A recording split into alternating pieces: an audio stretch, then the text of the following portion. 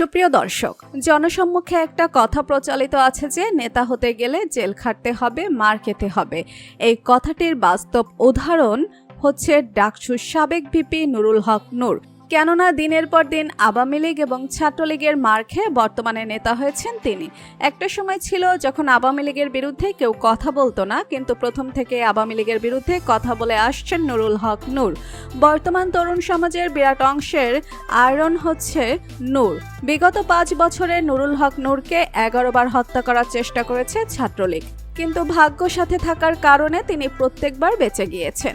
আপনারা যেন অনেকে হয়তো অবাক হবেন, ছোটবেলায় নুরুল হক নূর তার বাবার সঙ্গে কৃষিকাজ করেছিলেন এবং তার বাবার ব্যবসা প্রতিষ্ঠানে বসে টাকার অভাবে একসময় চাও বিক্রি করেছিলেন তিনি। আজকের এই ভিডিওতে আমরা নুরুল হক নূরের সম্পর্কে কিছু অজানা তথ্য জানব, তাই পুরো খবরটি বিস্তারিত জানতে ভিডিওটি না টেনে শেষ পর্যন্ত দেখতে থাকুন। নুরুল হক নূর 1971 সালে বরিশাল বিভাগের পটুয়াখালী জেলার গলাচিপা উপজেলার তোর বিশ্বাস ইউনিয়নে জন্মগ্রহণ করেন। তার বাবা ইদ্রিস হাওলাদার ছিলেন একজন কৃষক ব্যবসায়ী। পরবর্তীতে তার বাবা 90-এর দশকে ইউপি মেম্বারও ছিলেন।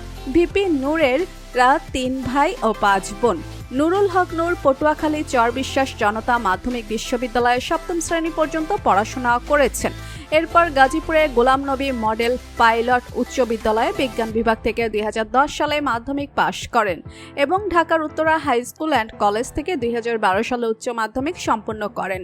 স্কুল জীবনে নূর ছাত্রলীগের স্কুল কমিটির দপ্তর সম্পাদকও ছিলেন। এরপর তিনি 2013 থেকে 2014 শিক্ষাবর্ষে ঢাকা বিশ্ববিদ্যালয়ের ইংরেজি বিভাগে ভর্তি হন। বিশ্ববিদ্যালয়ে ভর্তি হওয়ার পর তিনি হলে সিট পাওয়ার জন্য আবারও ছাত্র রাজনীতিতে জড়িয়ে পড়েন। তিনি হাজী মোহাম্মদ মহসিন হলে ছাত্রলীগের উপমানব উন্নয়ন বিষয়ক সম্পাদক ছিলেন বলেও জানা যায়। বিশ্ববিদ্যালয়ে পড়াকালীন নূর 2016 সালে বিবাহ বন্ধনে আবদ্ধ হন। তার স্ত্রীর নাম হচ্ছে মারিয়া আক্তার লুনা। ব্যক্তিগত জীবনে এই দম্পতির 2 কন্যা সন্তান রয়েছে। তবে নুরুল হক নূর আলোচনায় আসেন 2018 সালে কোটা সংস্কার আন্দোলনে, কেননা তিনি সেই সময় আন্দোলনের নেতৃত্ব দিয়েছিলেন।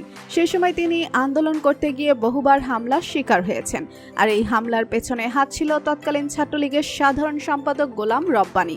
ছাত্রলীগের হাতে মার খেয়ে একবার বিশ্ববিদ্যালয় শিক্ষকের পায়ের কাছে গিয়ে বাঁচানোর জন্য অনুরোধ করেছিলেন নূর। তো বন্ধুরা, ডাকসুর সাবেক ভিপি নুরুল হক নূরকে আপনার কেমন লাগে জানিয়ে দিন কমেন্ট করে। আর ভিডিওটি ভালো লেগে থাকলে একটি লাইক দিয়ে চ্যানেলটি সাবস্ক্রাইব করুন। ধন্যবাদ।